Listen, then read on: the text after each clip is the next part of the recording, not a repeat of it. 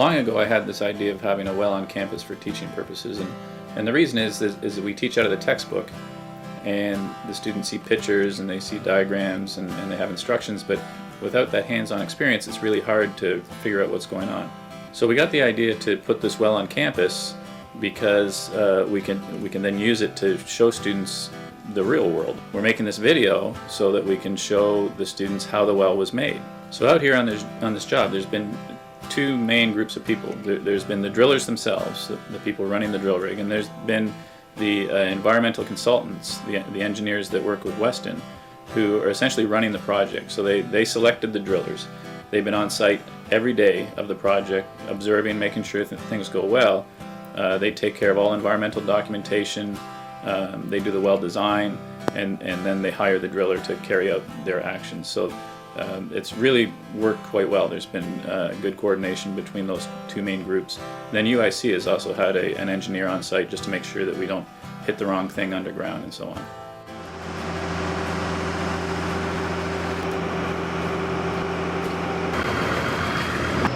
There's a small drill bit. It's about a 3-inch drill bit that they're just using to go straight down through the soils. They're pumping water through the top of those rods. It's actually lubricating the hole, and it's ultimately going to be lifting out all the soil cuttings up to the top, which flow into that bucket, and they get recirculated. So this is a mud rotary drilling operation. That's going to be the basis to open up a hole and then go down and actually core some rock with some different tools. This larger 6-inch drill bit, it's a tri-cone drill bit. These bits will actually turn and remount the hole even more. That's what they're going to use to finalize the ultimate annulus of the hole and remount all the bedrock after the well has been cored, and it'll open it up to 6 inches and be the basis for putting in a 2-inch PVC well as the final product. All right, so far we believe we have hit rock. We are down 78.5 feet deep. The problem is they said the rock should be about 83 feet, so I'm 5 feet off.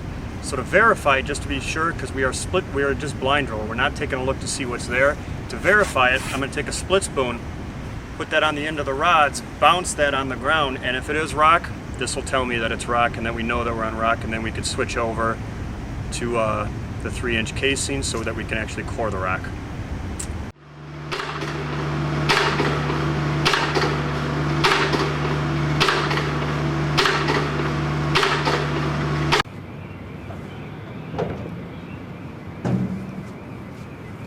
So we verified rock, we put the split spoon down and it bounced, didn't go anywhere. We did 50 blow counts with a 140-pound hammer.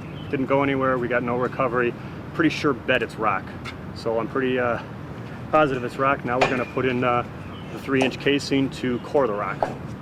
Well, here we are, it's day 2, and at this point the drillers have set a 3-inch casing into the bedrock. And what that's used for is to keep the borehole open that we drilled yesterday so that we can minimize the amount of grout that's inside of the casing and the hole.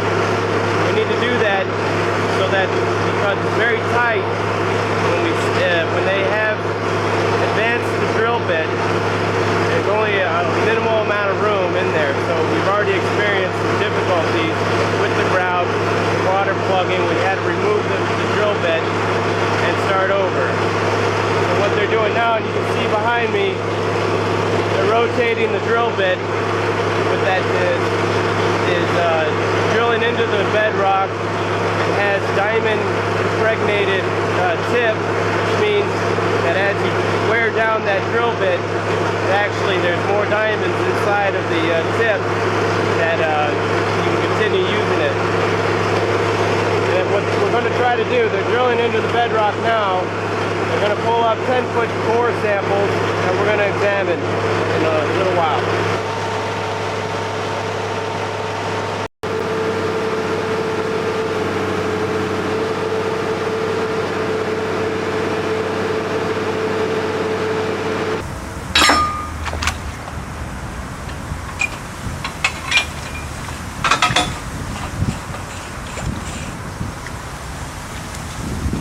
Show them. That's why it's going on. That's why it plugged off. There's a clay seam inside the rock.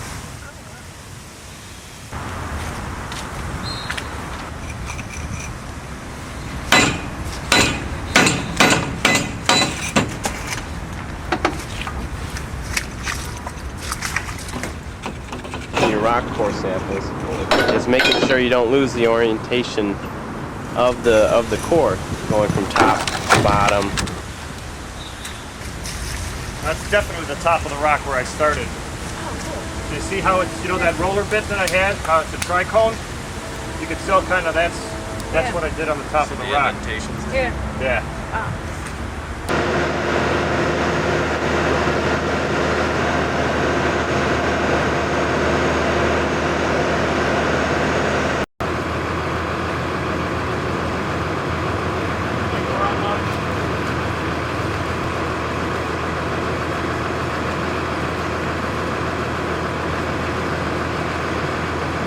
So this core was taken out of the formation about 90 to 100 feet below us, and you can see in here, well, it's a calcareous. Don't know whether it's a dolomite or a limestone until we check it, but it's got some little pockets here of fossils down in these areas here.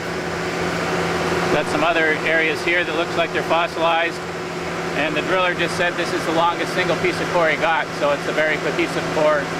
Okay, it's day 3, and we've just finished reaming out the hole to 6-inch diameter, and now they're installing the 2-inch PVC pipe. They've got it down to about 95 feet or so. If you'd picture the annular space of this well, there's 3 components. You have a sand filter pack at the bottom, which is surrounding the screen. It starts at the base of the borehole, and they top it off at a height about 1 or 2 feet above the screen. Above that, there's a plug, which is usually about 2 or 3 feet.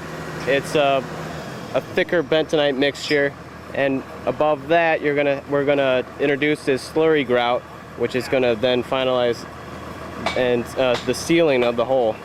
Bentonite is widely used throughout the environmental industry for its expansion properties. It's very important that when we're sealing a hole, we use this material mixed with water, and it'll expand and fill the entire pore space of that hole.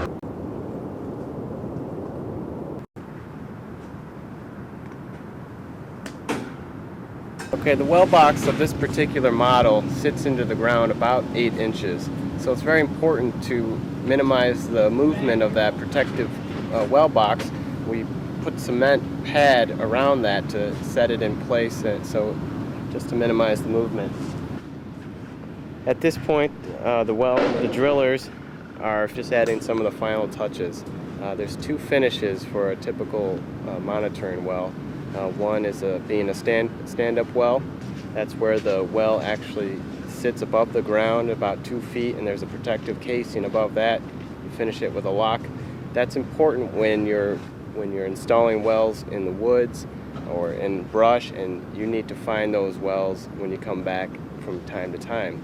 In this case, we have a flush mount well, which is important when you're considering traffic. You don't want people bumping into those wells, or in this case, a lawnmower. And the well box is going to be bolted down for security.